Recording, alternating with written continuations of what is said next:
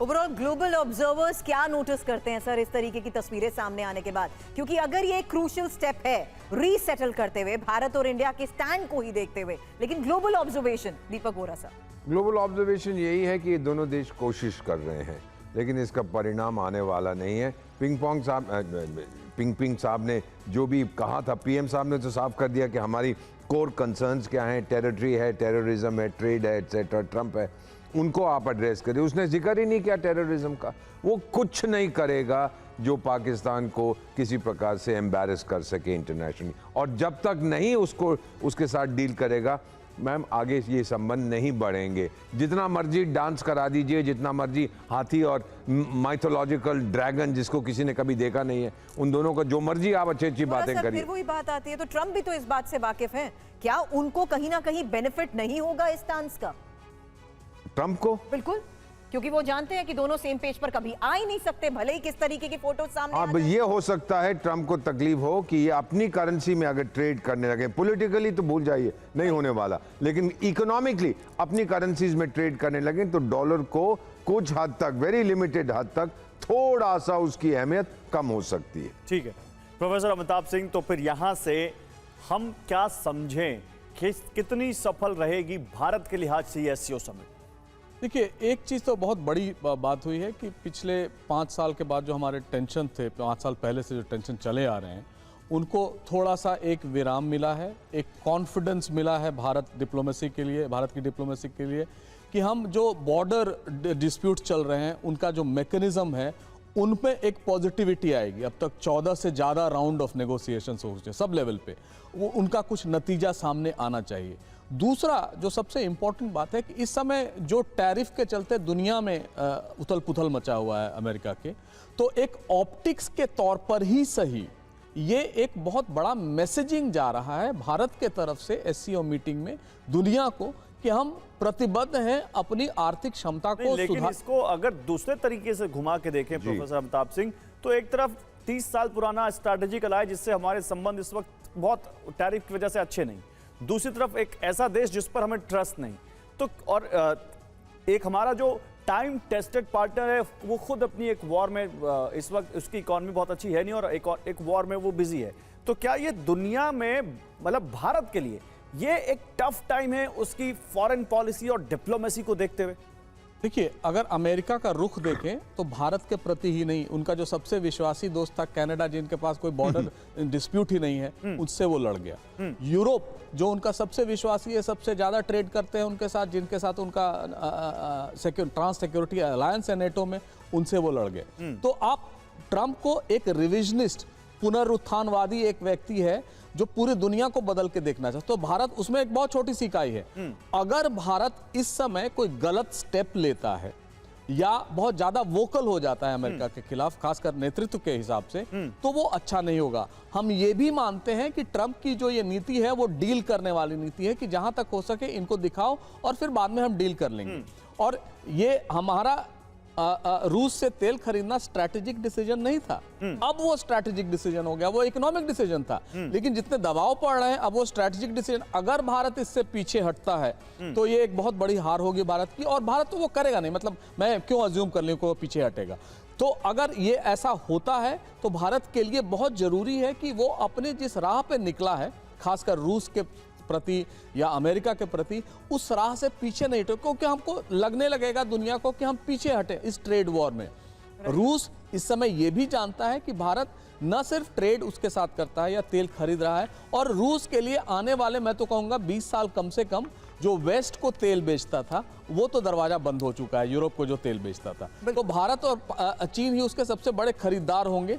और जिस तरह से प्रोजेक्ट कर रही, अब देखिए दुनिया में किस तरह के बात को मैसेजिंग की जा रही है, इट्स अ मोदीज वॉर। अरे मोदीज वॉर कब से होने लगा? ये पीटर नवारो जब कहते हैं, या ये कहना कि भारत ने इनको हवा दिया है, बिल्कुल गलत है। भारत अगर कल को कह दे कि हम नोबेल प्राइज के लिए नॉमिनेट कर रहे हैं ट्रंप साहब को, देखिए सारी चीजें बदल जाएंगी। वो तो यही सुनना चाहते हैं। कभी 4 प्लेन गिरे, कभी 7 प्लेन गिरे, कभी 4 बार फोन इग्नोर किया। अरे आप मुद्दों पर आते नहीं है तो और उस समय तो जेडी वांस भारत में थे, उन्होंने क्या कहा था कि it's none of our business. ये अचानक 24 घंटे में बिजनेस कैसे उनका बदल जाता है ये तो भगवान ही जाने। लेकिन ये चीज तो स्पष्ट है पूरे दुनिया में इस समय उथल पुथल है। अमेरिका की शक्ति जो ह्रास पर है, अमेरिका के ट्रंप जो हैं वो सोवियत संघ के गोर्बाचोव साबित होने वाले हैं। हाँ। और आने वाले समय में अमेरिका जो है एक रिलायबल पार्टनर की तरफ अमेरिकन्स भी उसको नहीं देखें। मैंने इसीलिए सर ग्लोबल ऑब्जर्वर्स को लेकर सवाल किया था और बॉडी लैंग्वेज को लेकर सवाल किया था, क्योंकि एक और गौरव तस्वीरें और रिपोर्ट देखना अभी बाकी है जिसमें साफ है कि कैसे पीएम मोदी की जिनपिंग से द्विपक्षीय बात हुई और उसके बाद एससीओ के मंच पर दोनों नेता एक साथ दिखे। पूरी दुनिया में भारत और चीन में नए सिरे से शुरू हुए संबंधों को लेकर भी चर्चा हो रही है और ऐसे में आपको यह भी देखना चाहिए कि जब दोनों नेता मिले तो कितनी गर्मजोशी देखने को मिली, आखिर दोनों की बॉडी लैंग्वेज कैसी थी, इसी पर यह रिपोर्ट।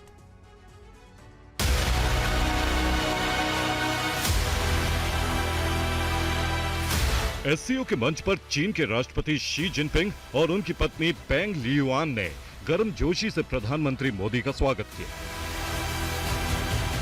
पीएम मोदी ने मुस्कुराते हुए दोनों से हाथ मिलाया। तो ये सिर्फ दो वर्ल्ड लीडर्स की मुलाकात नहीं थी, बल्कि दोनों देशों के 280 करोड़ लोगों के भविष्य को नई दिशा देने की पहल। इससे पहले पीएम मोदी और जिनपिंग द्विपक्षीय बातचीत के लिए मिले। ये मुलाकात सिर्फ दो नेताओं की बातचीत नहीं, बल्कि दो महाशक्तियों के बीच भविष्य की कूटनीति का एक नया अध्याय। यह मुलाकात करीब 50 मिनट तक चली। प्रधानमंत्री मोदी के चेहरे पर मुस्कान थी, लेकिन जिनपिंग के चेहरे के हाव भाव में ज्यादा परिवर्तन नहीं दिखा। वहीं पीएम मोदी का खुला और गर्मजोशी भरा अंदाज उनकी कूटनीति का हिस्सा है, जो व्यक्तिगत संबंधों पर जोर देता है, और ये बात उनके बयान में भी दिखी। पिछले वर्ष कल्याण में हमारी बहुत ही सार्थक चर्चा हुई। हमारे संबंधों को एक सकारात्मक दिशा मिली। सीमा पर डिसएग्रीमेंट के बाद शांति और स्थिरता का माहौल बना हुआ है।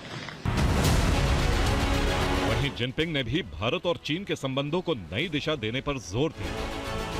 ये मुलाकात ऐसे समय में हुई है जब अमेरिका के राष्ट्रपति डोनाल्ड ट्रंप के टैरिफ और व्यापार नीतियों ने भारत और चीन दोनों को एक मंच पर ला खड़ा किया है।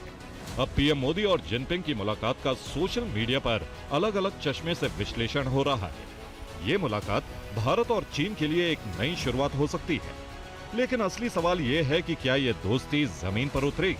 क्या ये सिर्फ शब्दों की कूटनीति थी या वाकई में दोनों देशों के बीच बर्फ पिघल रही है? ये आने वाला समय ही बताएगा। Bureau report, TV9 Bharatvarsh. Tripathi sir, शब्दों की कूटनीति से मिले संकेत के आधार पर व्यापार संबंध मजबूत होते हुए क्या ट्रंप के लिए सीधा संदेश नहीं होंगे कि आपकी एक तरफा नीतियों के खिलाफ हमारे पास पैरेलली अपने ग्राउंड है व्यापार के लिहाज? देखिए, व्यापार संबंध तो मजबूत हो ही रहे हैं। ये तो ये मीटिंग नहीं थी तभी भी दोनों देशों के बीच में व्यापार बढ़ ही रहा था। गलवान हो या उसके बाद की जो भी चीजें हो, व्यापार तो दोनों के बीच में बढ़ा। सिर्फ इनके लिए नहीं, क्योंकि ये टैरिफ नीति तो विश्व भर में बाकी देशों के लिए भी क्या, ऐसे में भारत और चीन की ये साझेदारी ग्लोबली एक पैरेलल प्लेटफॉर्म दे सकती है? अगर साझेदारी होती है ऐसी और स्थायी होती है, विश्वसनीय होती है, तो निश्चित ही दे सकती है। लेकिन फिर वही बात वहीं पे आ जाती है कि कितनी विश्वसनीय होगी, कितना जो केमिस्ट्री आप कह रही हैं या जो बॉडी लैंग्वेज कह रही हैं, कितना बॉडी लैंग्वेज कितने % वो बॉडी लैंग्वेज आपकी बात को बताता है। क्योंकि डिप्लोमेसी में हमेशा ही ये नहीं होता, बॉडी लैंग्वेज कुछ और कहती है, आप कुछ और सोचते हैं। बट ट्रेड पे तो पहले से दोनों ने काम किया। आप दोनों एक्सपर्ट्स भी ये बात कह रहे हैं कि ट्रेड पहले भी चलता रहा है। आज क्या उसे और मजबूत करने में अड़ंगा क्या होगा? फिर कुछ नहीं, कुछ नहीं हुआ। यह है कि अगर ट्रेड इम्बैलेंस के मामले में चीन ने जैसे पहले कहा है कि वो और ज़्यादा निवेश करेगा, चीन ने ये कहा कि ठीक है हम आपसे और ज़्यादा चीज़ें खरीदेंगे। अगर ये बात होती है और ट्रेड इम्बैलेंस को चीन जो है वो एड्रेस करता है, तब तो हम ये मानेंगे कि ऑन द ग्राउंड कुछ ट्रांसलेट हुई है। नहीं तो फिर आपकी बात का एक मतलब है, अभी तक हम पाकिस्तान में बात कर रहे थे और ट्रंप पे बात कर लेते हैं। क्या ट्रंप के टैरिफ का जो बॉम्ब फोड़ा है उसने इंडिया पर, जिसको इंडिया ने सॉर्ट ऑफ अभी तो डिफ्यूज किया है डिप्लोमेटिकली, क्या उसका कोई सपोर्ट हमें इस एससीओ समिट से मिलता दिख रहा है? देखिए, अगर मुझसे पूछें तो 2 सीजन डिप्लोमेट के बीच में बैठा हूं। मैं ये मानता हूं कि ट्रंप की जो टैरिफ नीति है वो ढुलमुल नीति है। 25%, 50%, स्विट्जरलैंड के प्रति 40%, जायर बोल्सोनारो के खिलाफ कदम लेने के लिए ब्राजील पर 50%। इस तरह की जो ऑफ एंड ऑन ट्रेड और टैरिफ पॉलिसी अमेरिका की चल रही है वो ज़्यादा दिन चलने वाली नहीं है। और भारत के लिए भी, और भारत, आपने ये भी देखा होगा इस मीटिंग में ऑप्टिक्स ज़्यादा है। कोई संबंध बनाने के लिए कोई अग्रीमेंट साइन नहीं हो रहे हैं, कोई ट्रेड को बढ़ाने के लिए कोई अग्रीमेंट साइन नहीं हो रहे हैं, सिर्फ बातें हो रही हैं। और वो अच्छी बात है, उसको मैं डिनाई नहीं करता। लेकिन एक बात तो स्पष्ट है कि जो चैलेंज इस समय दुनिया के समक्ष है और सारे राज्य उसको झेल रहे हैं, सारे स्टेट्स झेल रहे हैं, इंक्लूडिंग रशिया, चाइना और इंडिया, उसमें कोई परिवर्तन आएगा कि नहीं, मुझे नहीं लगता है कि ट्रंप साहब को इससे कोई फर्क पड़ने वाला है। ट्रंप साहब अपनी नीति बनाते रहेंगे। और इस समय जो सबसे आगे आने वाले दिनों में जो सबसे इंपॉर्टेंट चीज होगी देखने वाली, कि चीन के प्रति उनका रवैया, जो अभी तक 90 दिन उनके पूरे नहीं हुए, जब वो फाइनली ट्रेड टैरिफ अग्रीमेंट होगा चीन के, वो क्या होगा? क्या उनको भी पीनलाइज करेंगे? नहीं, लेकिन